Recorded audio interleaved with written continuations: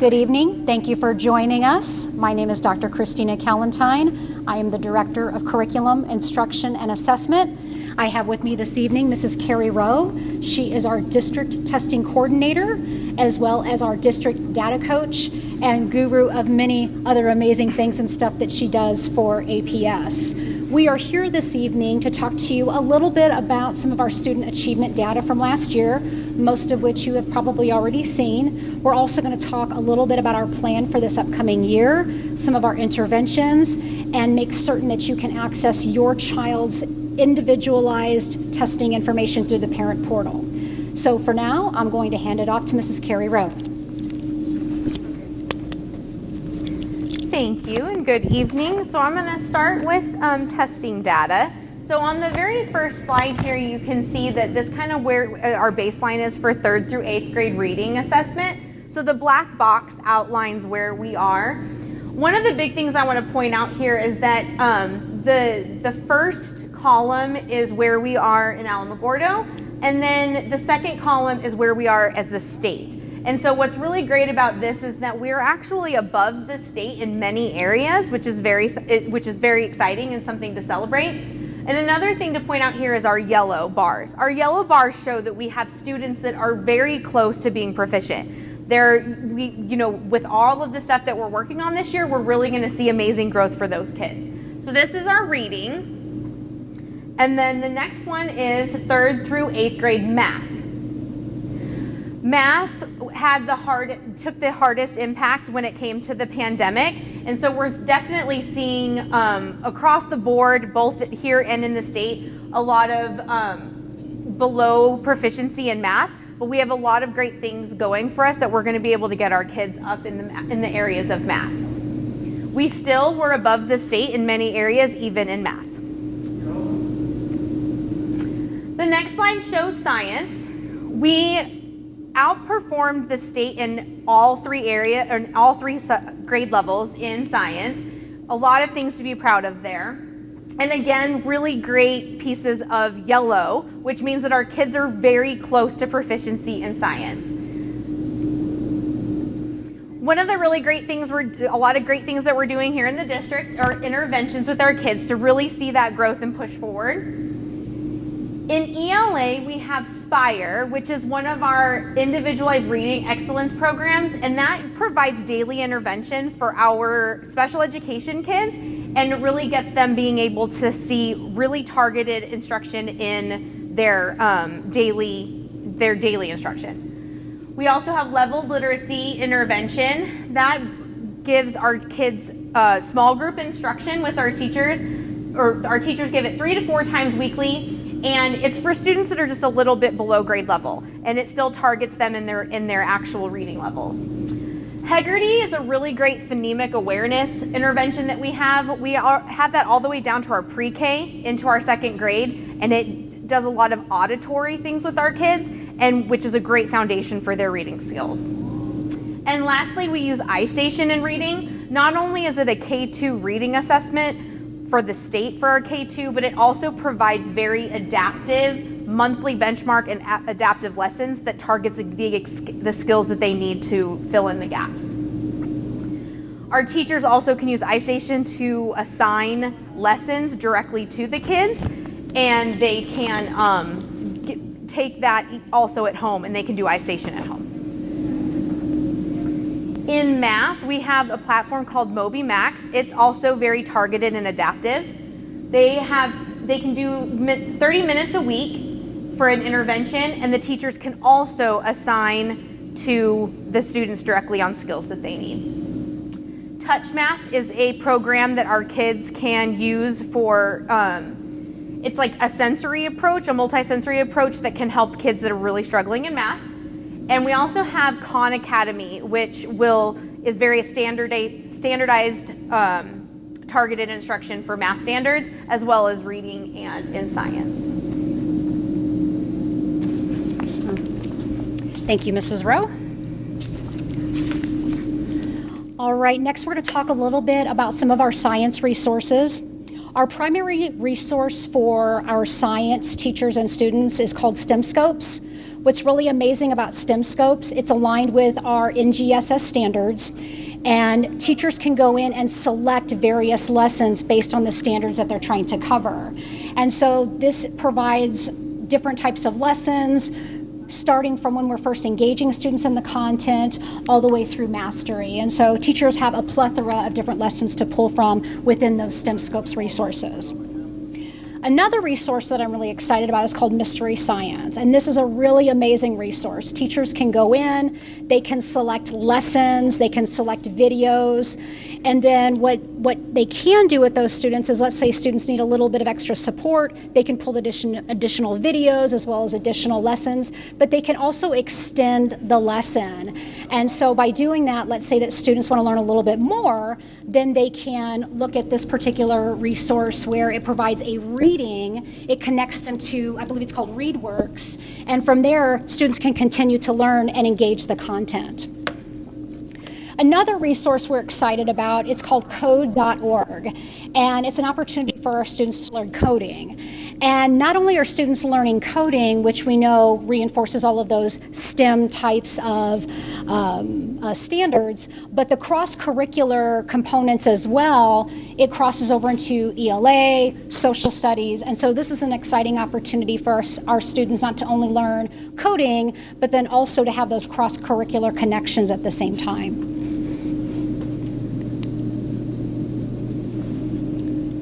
Some extra supports that we have that we are able to use for math, science, ELA, as well as social studies is our BoardWorks. And BoardWorks is very similar to Nearpod. I know in the past some of our teachers and students have used that, and so you may have heard of that before. BoardWorks is a little bit different, and it gives us access to another library.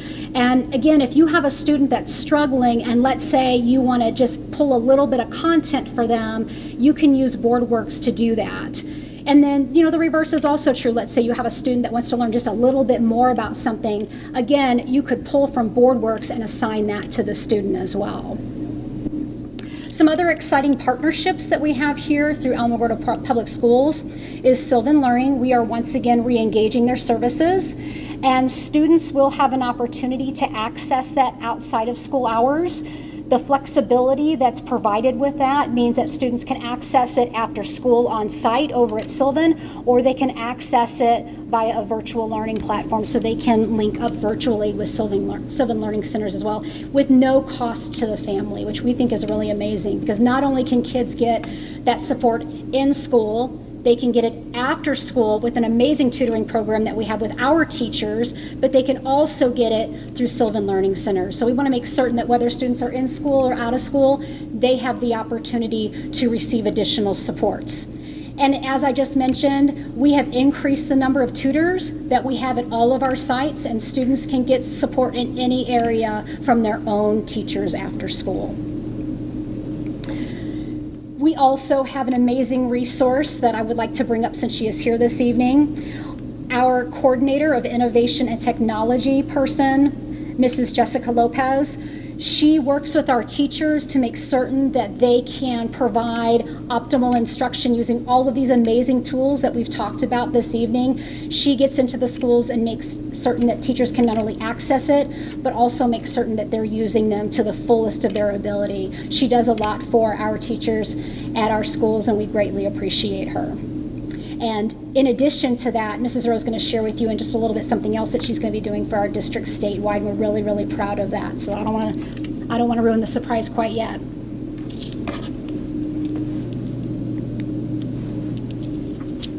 As we say here at APS, we are always all in.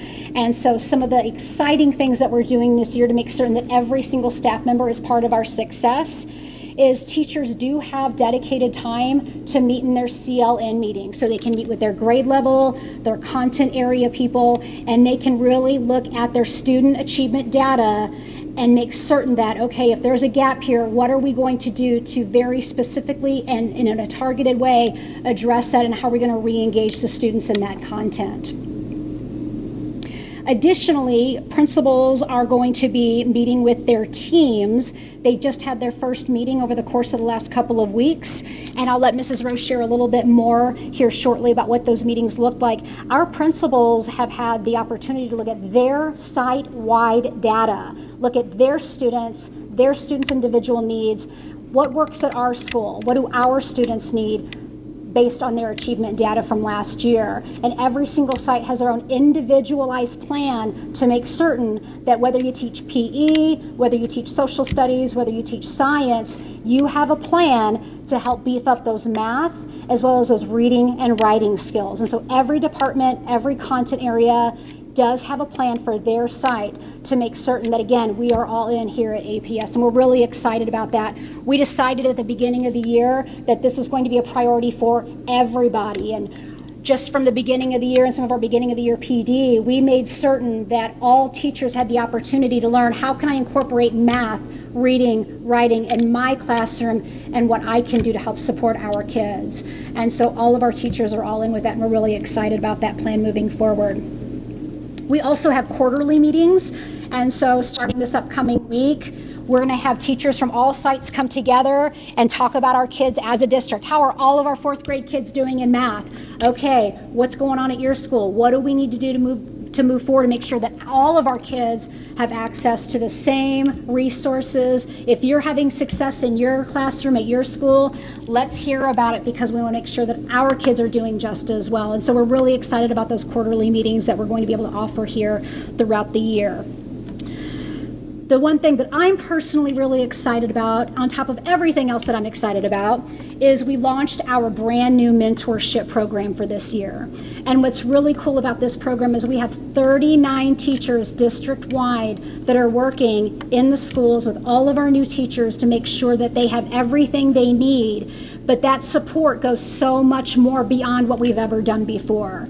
Those teachers started in July to receive training. How do I be a mentor?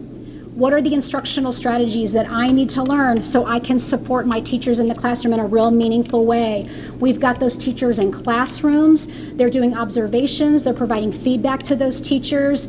And I love working with those teachers because they are so excited to provide support to those teachers. They ask us questions all of the time. We're continuously training and working with them on a monthly basis, and we know that they're making a big impact.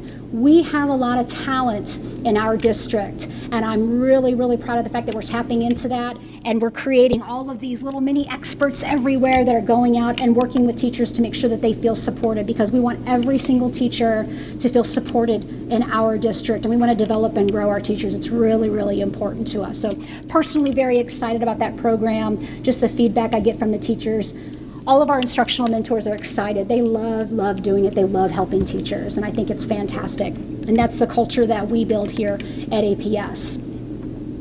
I have a couple other items that I want to share with you before we end. I'm going to hand it back over to Mrs. Rowe. She's going to talk a little bit about letters, as well as some of the amazing work that Mrs. Lopez is doing for our district. So one of the great things that we're doing when it comes to literacy is our New Mexico PED has really been able to give us the resources that we need to do it's a professional learning that's called Letters, and it really makes sure that we get a deep knowledge of literacy and almost becoming language experts, so that we can really get to the root of the science of reading and making sure that our kids know how to read and what barriers they have, and make us able to actually find those little missing pieces and get to the root of what's keeping them from reading. And so we started with our first cohort, I think it was like 2 years ago. Now I think we're on our third or fourth cohort, and before we know it, we're gonna have all of our K-5 teachers getting the instruction in the science of reading to make sure our kids can really just learn the foundations of reading. We have 2 facilitators already in our district. We have 2 people that are already becoming letters or have already became letters facilitators. One of them is our coordinator of technology innovation, and one of our own classroom teachers is an actual letters facilitator. And we have 2 more support teams already learning how to become a letters facilitator. So it's going to be really exciting that we're going to have so many people that are becoming experts in our own support team. And As well as that, our actual coordinator of innovation and technology has become a literacy leader from the New Mexico State, which means that she's going to be able to coach even more people in literacy and be able to get our teachers just very well experted in that reading area, and it's just going to be really, really amazing. And we just have so much potential that's right here in our support team, and so it's so very exciting. So the last thing that we have is that we actually have a parent portal from New Mexico Pedcognia that will give you a way to sign up, and you can actually get the reports for your kids that have already taken IMASA or MASA. So if you have kids, one more slide. So if you have any kinder or second grade kiddos, they don't need the portal yet. If you have current third graders, you will want the portal when they take, because they took the beginning of the year IMASA, those reports will be available October 28th. If you have current fourth graders, they took tests last year's third graders, so you would want to get into the portal. And obviously current fifth graders as well, they'll have even more assessments in there. All you need is your student's state ID, which we can help you with that tonight, or you can call your schools and they can get your state IDs for your kiddos and get that signed up. It's really, really easy, and we have the directions here tonight and also online for you to get. You really only have to put them in their ID and their birthday and your email, and you're all signed up. So if you need any help with that, we're here for that. Thank you. All right, thank you, Mrs. Rowe. We just want to thank all of you for joining us this evening. If you have any questions for us, please refer to our contact information. This video will be posted as well as our slides. Please feel free to contact us anytime. We are here to serve you and your students. Thank you and have a good night.